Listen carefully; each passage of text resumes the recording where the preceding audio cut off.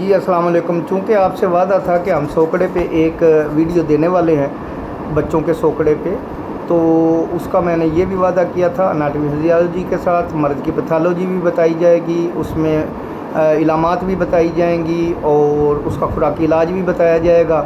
तो हाज़िर है यूँ ला लें मर्ज़ की पैथोलॉजी के हिसाब से कि बच्चा पैदा होते ही 2-3 मंथ तक उसके होंठों के साइडों पे शिकनें पड़ना शुरू हो जाती हैं और देखते ही देखते पूरा जिस्म शिकनों की लपेट में आ जाता है, झुर्रियाँ पड़ जाती हैं,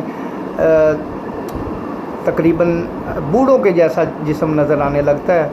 तो ये इसकी मर्ज़ की पैथोलॉजी है, उज़लात के सुकून का ये मर्ज़ है। ये बात याद रखें, तबीब लोग जो हैं इसको समझते हैं, उज़लात के सुकून का मर्ज़ है, ये पैथोलॉजी है।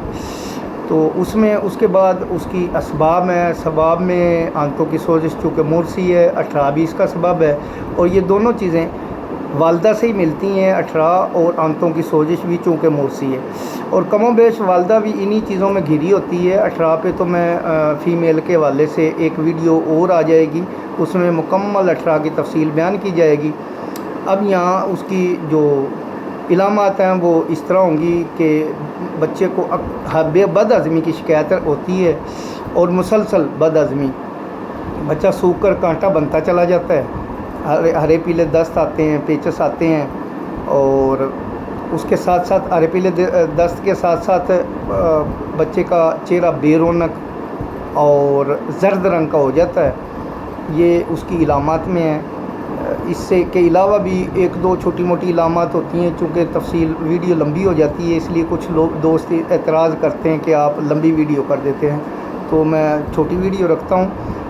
तो बहरहाल उसकी बच्चे की ये हालत होती है। अब उसका खुराकी इलाज है जो मैं आपसे बयान करूँगा। खाने में उसके लिए दूध, चावल, खिचड़ी, चनों की यखनी, अंडों की सफ़ेदी, ये खुराकी तौर पे आप दे सकते हैं। मशरूब के तौर पे आप उसको बच्चे को बनफ़शा दूध में उबाल के मशरूब के तौर पे आप उसको शरबत बारद और शरबत अंजबार वो दे सकते हैं, वो बच्चे के लिए बड़ा फ़ायदेमंद है।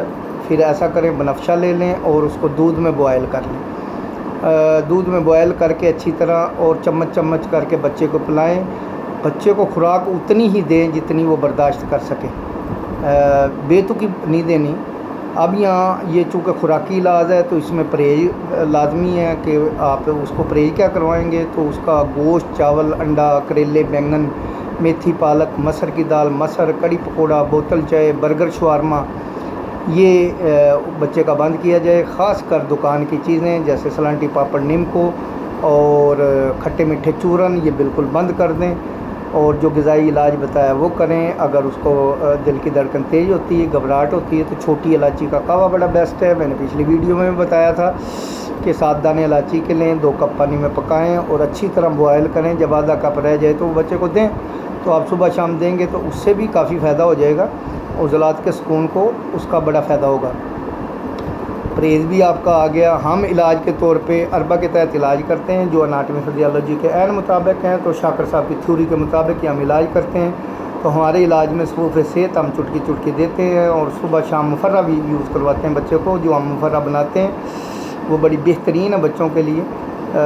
इन मामलात में हम इस तरह से इलाज करते हैं। अगर आप कोई इसके बारे में सवाल या करना चाहते हैं, कोई चीज़ पूछना चाहते हैं, तो आप कमेंट्स कर सकते हैं इनबॉक्स में।